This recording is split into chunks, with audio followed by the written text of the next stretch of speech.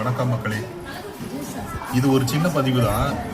இப்போ தஞ்சாவூர் கோயிலில் உள்ள கருவறையில் நம்ம பெருவுடையார் இருக்கார்ல லிங்கம், அதை தரிசிச்சுட்டு வலது கை பக்கம் 2 பக்கம் வழி இருக்கும், 2 லைன் இருக்கும். இந்த பக்கம் ஒரு லைன், இந்த பக்கம் ஒரு லைன் இருக்கும். வலது பக்கம் லைனு இப்படி திருமணம்னா வச்சுக்கோங்களேன், ஒரு பெரிய படிக்கட்டு நம்மளை கீழே கொண்டு போய் சேர்க்கும். அந்த படிக்கட்டுலேருந்து கீழே இறங்கி சரி சின்ன சின்ன சிற்பமெல்லாம் இருக்குது, அதெல்லாம் எப்படி செஞ்சுருக்காங்க பார்க்கலான்ட்டு சின்ன சின்ன ஃபோட்டோவை எடுத்துக்கிட்டு இருந்தேன்.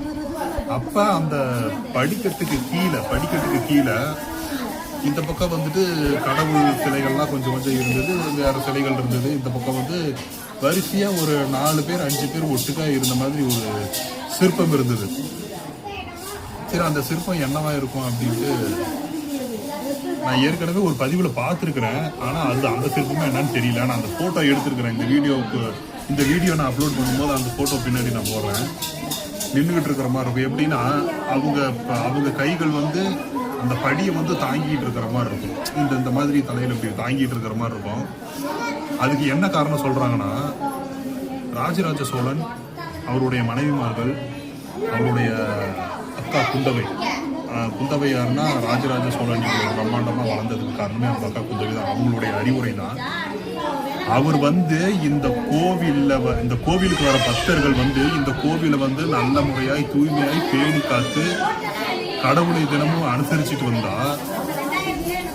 தன்னுடைய அதாவது அந்த பக்தர்களுடைய பாதத்தை தன் தலைமையில் தாங்குவேன் அப்படிங்கிற ஒரு இதை பிரதிபலிப்பா அதுக்கு தான் அந்த சிற்பங்கள் வச்சிருக்காங்க அப்படின்னா.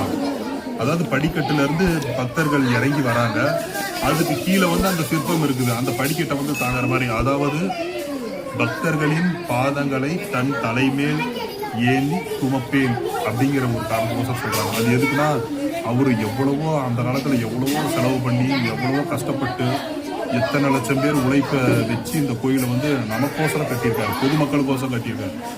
அவர் ஒருத்தருக்கோசரம் கட்டல, அவர் ஒருத்தர் பேர் வாங்கணும் அப்படின்ட்டு கட்டல, நமக்கோசரம் தான் கட்டியிருக்காரு.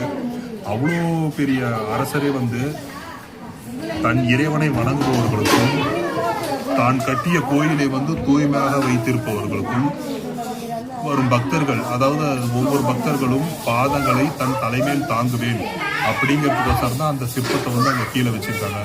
இது எவ்வளோ பெருமைப்பா இருந்தது.